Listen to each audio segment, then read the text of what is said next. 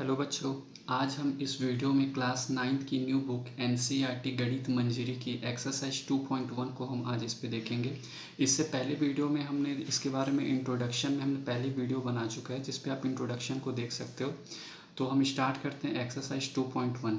First question है find the degree of the following polynomials. तो हमने पहले ही वीडियो में पढ़ा हुआ था कि डिग्री क्या होती है। डिग्री होती है हाईएस्ट पावर। जैसे कि यहाँ पे आप देख सकते हैं कि यहाँ पे क्वेश्चन नंबर फर्स्ट में आपको दिया हुआ है 2x² minus 5x plus 3।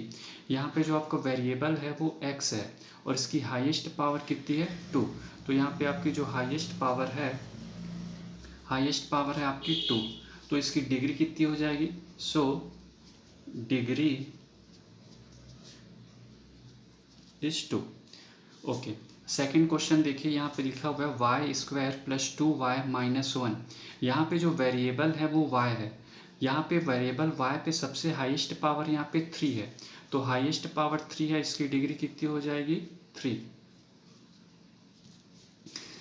Last third question में देखिए -9। अब यहाँ पे कोई भी वेरिएबल नहीं है, इसको हम बोलते हैं कांस्टेंट पॉलिनोमियल।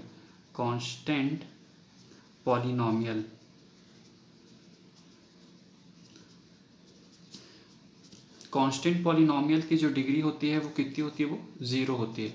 ओके, अगर आपको कन्फ्यूजन हो रहा होगा कि यहाँ पे डिग्री 0 क्यों ही है तो इसको हम एक बार एक्सप्लेन कर देते हैं। -9, अगर हम यहाँ पे कोई भी एक वेरिएबल लेते हैं x, लेट इसके ऊपर पावर होता है 0, तो आपने पावर एंड एक्सपोनेंट में आपने पढ़ा हुआ है a की पावर 0 इक्वल टू 1।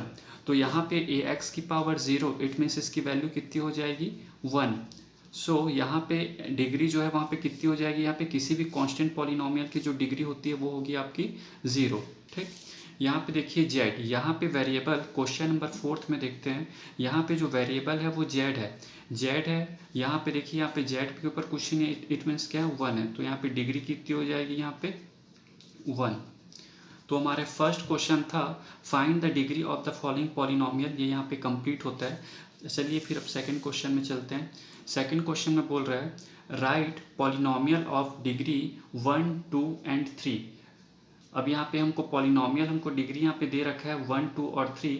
हमको यहाँ पे इस पे पॉलिनोमियल बनाना है। अब देखिए फर्स्ट, या अगर हम डिग्री फर्स्ट देखते तो हमने प्रीवियस वीडियो में हमने देखा था जिसकी डिग्री 1 होती है उसको हम बोलते हैं लीनियर पॉलिनोमियल।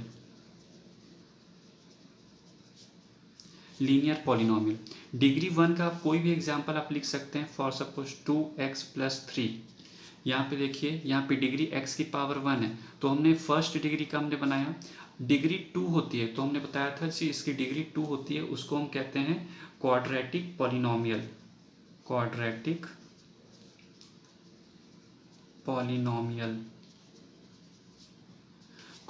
पॉलिनोमियल, इसका आप एक एग्जांपल ले सकते हैं x² प्लस 2x प्लस 5। यहाँ पे देखिए हाईएस्ट पावर, यहाँ पे वेरिएबल आपका x है, यहाँ पे हाईएस्ट पावर 2 है। इट मीन्स इसकी डिग्री कितनी है 2।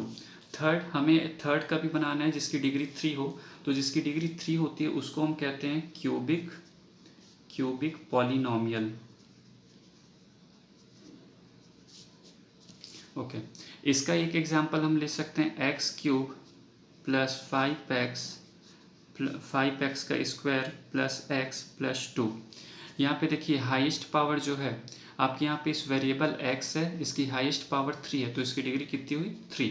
तो यहाँ पे जो बोला था right the polynomial of degree 1, 2 and 3, इसको हम कैटेगराइज हमने किया हुआ था डिग्री के बेसिस में लीनियर पॉलिनोमियल, क्वाड्रेटिक पॉलिनोमियल और क्यूबिक पॉलिनोमियल। क्लियर। आते हैं हम थर्ड क्वेश्चन में बोल रहे हैं what are the coefficient of x² and x³ in the polynomial. हमने पहली क्लासेस में पढ़ा हुआ था कोफिशिएंट, वेरिएबल्स और टर्म्स, हमने इसको डिटेल में हमने पढ़ा हुआ था। यहाँ पे देखिए कोफिशिएंट बोल रहे हैं यहाँ पे x²। सबसे पहले तो आप ये देखेंगे कि x² कहाँ पे है।